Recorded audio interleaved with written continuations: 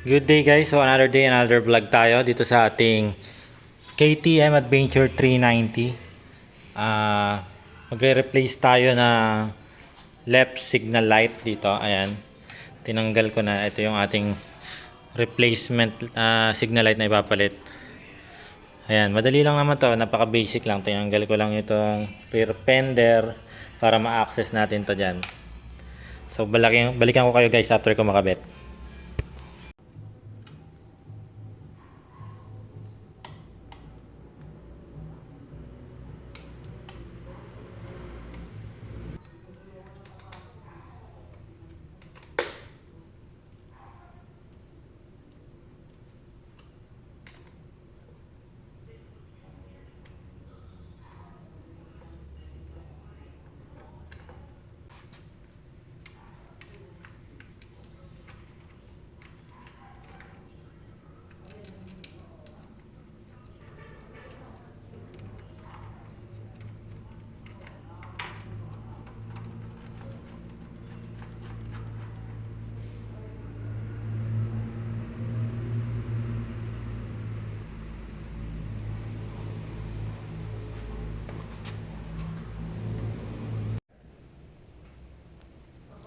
Yan guys, after natin ma-install yung signal light, check natin.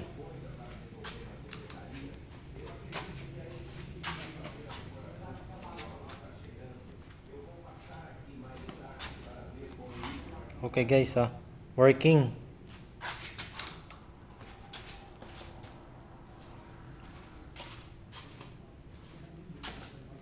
Alright.